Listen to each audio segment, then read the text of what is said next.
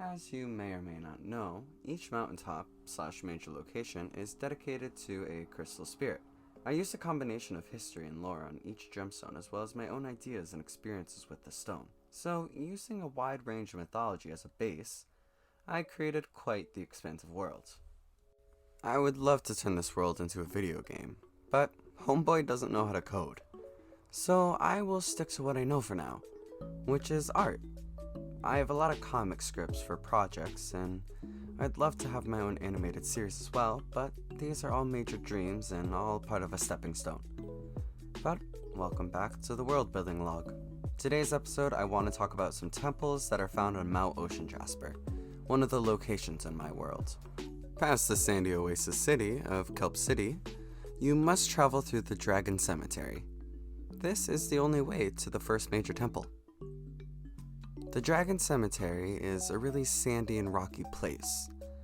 It's full of giant bones that are from dragons, hence its name, but also you can find large structures that are used as kind of mausoleums or more like giant caskets for these ancient dragons. As well as the Dragon Cemetery Pass being decorated with all these stone structures, giant dragon bones lay in the sand, just peeking outside of the top of the sand, creating beautiful pillar-like structures.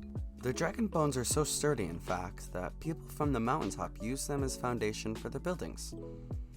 This may seem like a strange way to honor the dead, but it's actually really respectful, and it's pretty beautiful considering that they're reusing parts of old dragons and making them new again into their structures and buildings.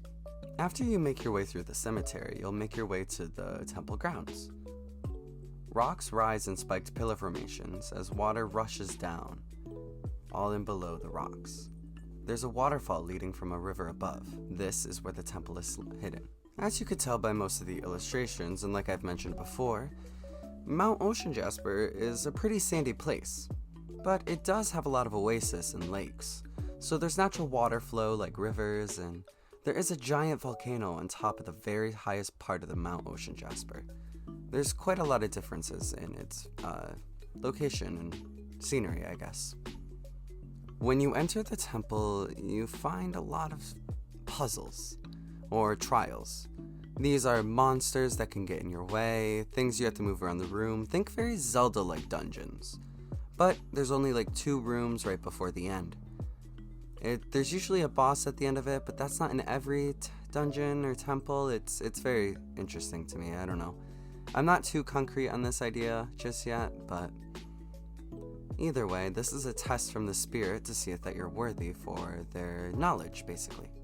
After defeating small glass goldfish that explode on contact, and a bunch of other monsters, you're able to find the main room. After you enter the main room, you see a statue of a strange fish. This is actually what's called a relic. When meditating or interacting with these carvings of a gemstone, people or any creature are able to learn strange abilities and magic. This is how you level up.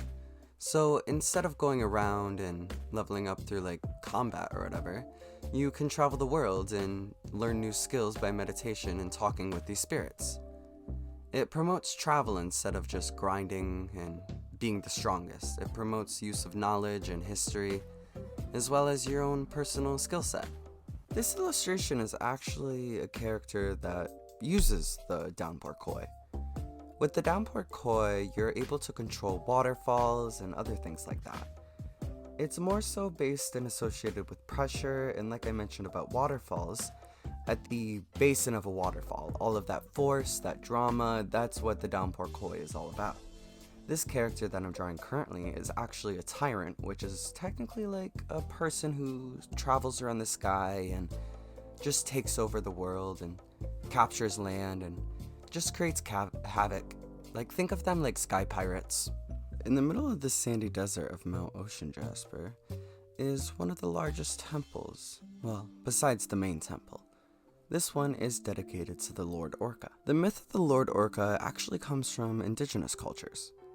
They say if an orca whale is spotted, it's an old chief or ruler checking in on his people, meaning someone who's passed away. I personally think someone who is a great ruler coming back to check on his people is a really cute symbolism, and it's a very good omen.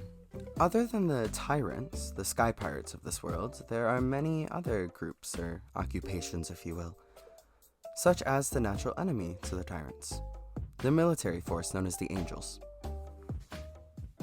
If the angels are there in place to maintain peace and make sure that no mountaintop is corrupted or taken over by the tyrants, then the other group, known as the riders, are there to fulfill the spirit's wishes. See, in my opinion, the riders are way more interesting than both groups. They have full control over their relic and choose not to use an airship at all. The riders ride the skies on creatures. They believe this is the only pure method of air travel, and that if you use an airship, it's taboo, that the spirits don't like that. The Lord Orca is a massive creature that can fly through the sky. They have the ability to put people under hypnosis with a song, and once they're under this hypnosis, they can enter their dreams. With all this being said, I feel like that's quite a lot of information for such a short time. But I didn't make this video too long simply because I don't know how many people would truly enjoy it, so I wanted to keep it short and sweet with a lot of information rather than have it be long and drawn out and be wasting my time with editing and making too much footage. I really hope you enjoy this video, and let me know if you want to see more like this, because this is the type of content I want to make. You know, I love art and I want to share my world, and I have quite a bit of stories to tell. So stick around if you want to see that.